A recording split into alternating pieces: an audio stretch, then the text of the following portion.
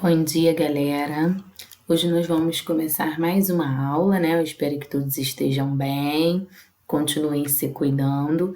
E hoje nós vamos falar do capítulo 2, que é a Era Napoleônica e o Congresso de Viena. Para a gente falar disso, a gente tem que entender o caminho que Napoleão Bonaparte ele recorreu até chegar ao poder. Então, Napoleão ele tornou-se general do exército aos 24 anos.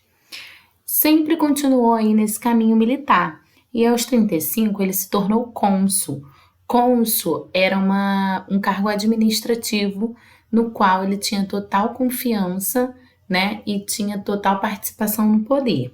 E aos 35, de fato, ele vai assumir o poder como governador e imperador da França. A gente pode dizer que a Era Napoleônica ela vai se dividir em três principais eras, né, ou três principais etapas, que é o consulado, o império e o governo dos 100 dias. Agora nós vamos detalhar cada um desses governos. Primeiro, no consulado, o poder não era exclusivo de Napoleão Bonaparte. Ele dividia o poder com Emmanuel Sieyès e Roger Duclos. Ele, com a ajuda do exército, começou a pensar em uma maneira de retirar esses dois colegas aí do poder e assumir o poder sozinho. E ele vai conseguir fazer isso, tá? No consulado, Napoleão vai afastar o poder desses colegas e vai começar a governar sozinho. As principais medidas que ele vai tomar aí no consulado, ele vai associar, negociar, né, com o Papa da época, que é o Papa Pio VII, o direito do Estado de escolher os bispos na França. Então, além desse direito do Estado, ele vai confiscar os bens do clero. Lembrem-se que o clero, né, eles detinham muitos bens, porque muitas terras eram doadas para o clero.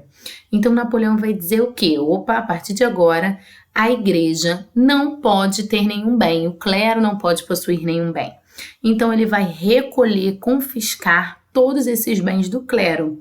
E ele vai reconhecer que o catolicismo é a religião da maioria da galera da França. E ele vai falar o quê? A maioria da galera é, né, de religião católica, e a partir de agora que eu confisquei os bens do clero, eu vou fazer o quê? Eu vou me comprometer a manter o clero, né? Já que a gente sabe que o clero ele não trabalha, ele vive dessa função religiosa. Então ele vai fazer o quê? Ele vai se comprometer a dar um dinheiro para o clero para que eles possam sobreviver. Além disso, ele vai criar o Código Civil Napoleônico. O que vai consistir esse Código Civil? Ele vai dar o direito à propriedade privada, ele vai instituir o casamento civil, a igualdade de todos perante a lei, a liberdade individual. Lembrando que todas essas ideias de Napoleão estão baseadas também lá no movimento da Revolução Francesa. Ele vai estimular a criação de uma escola pública financiada pelo Estado, ou seja, ele vai tentar aumentar na França os níveis de escolaridade. Além disso, ele vai conseguir aumentar a área agricultável. De que maneira? Vários pântanos, né? Existiam várias localidades de pântano na França. E ele vai conseguir irrigar essas localidades, fazendo com que os agricultores possam usar aquela terra ali para produzir. Então, uma terra que antes seria inutilizável, a partir de agora vai gerar a produção agrícola. Além disso, ele vai estimular as questões de crescimento industrial. Napoleão Bonaparte vai dizer o seguinte: como eles estão influenciados com todo esse movimento da Revolução Francesa, ele vai falar o seguinte: a gente precisa montar um exército forte para que esse exército ataque todas as monarquias absolutistas. Nós já percebemos que a monarquia absolutista não é boa, então a gente precisa acabar com todos esses países, todos esses locais europeus que ainda continuam com essa monarquia absolutista. Com todas essas ideias e essas transformações na França, de primeiro cônsul, Napoleão Bonaparte vai se tornar o cônsul vitalício, ou seja, ele vai agora ser considerado, né, um cônsul único do poder na França, sem ter que dividir esse poder com ninguém. Ele vai convocar o que a gente chama de um plebiscito. O que é um plebiscito? É uma assembleia de votação. Nessa assembleia de votação, ele quer consultar o povo sobre uma volta da monarquia. E caso essa volta da monarquia acontecesse, ele assumiria o poder do império. 60% da população da França votou a favor de Napoleão e da instauração novamente da monarquia. Vai ser aí, então, que Napoleão Bonaparte se torna, em 1802, o imperador da França. A partir do momento que ele se torna o imperador da França, a gente inicia a segunda divisão do governo dele, que é o período do Império. Vocês podem ver que o período do Império vai de 1804 a 1814. No período do Império, Napoleão vai continuar tentando recuperar, e fazer com que a França seja uma potência econômica. Só que nesse período de império, ele vai ser considerado um governador com as mãos de ferro. Por que as mãos de ferro? Ele não vai admitir nenhuma oposição e nenhuma opinião contrária dele no poder. Então, ele diz que ele sabe, o que ele está fazendo ali e ele não vai aceitar nenhuma oposição. Por isso, ele é considerado mão de ferro. Ele vai continuar incentivando a educação em todos os níveis, uma educação pública. E todas essas medidas que Napoleão está tomando vão fazer com que os outros países absolutistas comecem a temer que esses ideais se espalhem pelo mundo. Então, esses governos absolutistas, como por exemplo a Rússia, a Prússia e o Império Áustrio, eles começam a perceber que essas ideias de Napoleão podem influenciar muito o mundo e causar muitos problemas para eles. Então, eles começam a se organizar contra Napoleão Bonaparte. Napoleão, é claro, começou a treinar o seu exército, que é o maior exército marítimo, para enfrentar os seus inimigos e para ganhar várias batalhas. Em 1806, devido a toda essa manipulação, a todos esses conflitos em questão da França influenciar ou não outros países, quando Napoleão já começa a sofrer fortes oposições, Napoleão vai tomar uma medida de adotar o que a gente chama de bloqueio continental.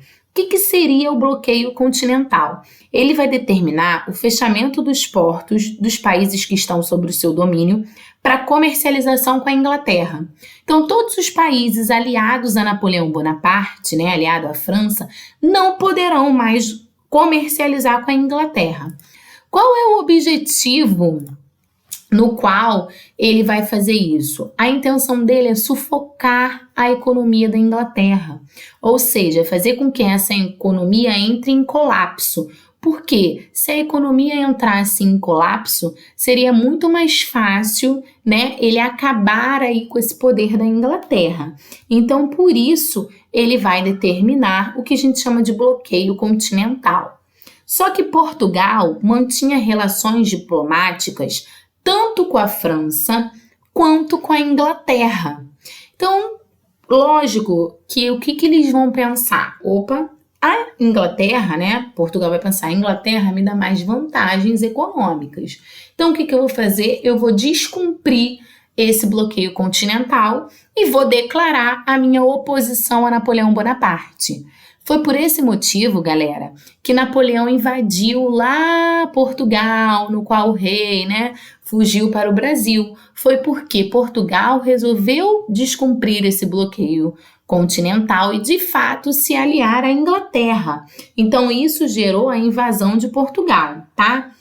A Rússia também vai romper o bloqueio continental com Napoleão. Em 1812, Napoleão decide invadir o território da Rússia. Quando Napoleão toma essa decisão, ele não sabia, mas seria o início do fim do Império Napoleônico. Por quê? A Rússia, ela vai lançar o que a gente chama de tática de terra arrasada. O que eles faziam? Eles abandonavam a cidade antes da chegada das tropas de soldados opositores, deixavam a cidade devastada, destruíam os abrigos, as plantações, as casas, meios de transporte. Então, quando Napoleão Bonaparte chegou na Rússia com seu exército, eles já tinham feito essa terra arrasada, né, essa tática de terra arrasada, e a cidade da Rússia estava totalmente destruída. Os seus soldados não tinham aonde se abrigar, estava no inverno na Rússia, então muitos soldados começaram a morrer de frio. A base, né, no qual eles podiam se alimentar e etc., estava muito distante. Então Napoleão começou a perder a metade do seu exército nesse combate com a Rússia. Então os soldados começaram a voltar, recuar e tentar voltar para a França, né, os que sobreviveram, para poder tentar retomar esse poder. Só que quando a Rússia lança isso, ela vai enfraquecer o poder de Napoleão Bonaparte. E pela primeira vez, Napoleão Bonaparte vai perder essa hegemonia mundial, né? Esse poder mundial. Em 31 de março de 1814, Napoleão foi forçado a abdicar do trono após todo esse movimento lá do que a gente chama das táticas de guerra russa. Ele perdeu a batalha, ele perdeu o exército e o seu poder foi enfraquecido. Então, as suas forças opositoras obrigaram Napoleão Bonaparte a deixar o poder e exilaram ele na ilha de Elba, que era uma ilha bem grande, bem longe, no qual ele não poderia sair de lá. Então, quando isso acontece, a gente dá o que a gente chama de governo dos 100 dias. A partir do momento em que Napoleão Bonaparte é exilado, a gente tem o que a gente chama de governo dos 100 dias. O que seria esse governo dos 100 dias? Quando Napoleão Bonaparte está lá exilado, eles convocam o que a gente chama de Congresso de Viena. Esse Congresso de Viena aconteceu em 1814, com o objetivo de restabelecer o absolutismo e o antigo regime em toda a Europa, ou seja, o objetivo de acabar com essas ideias aí revolucionárias de Napoleão Bonaparte.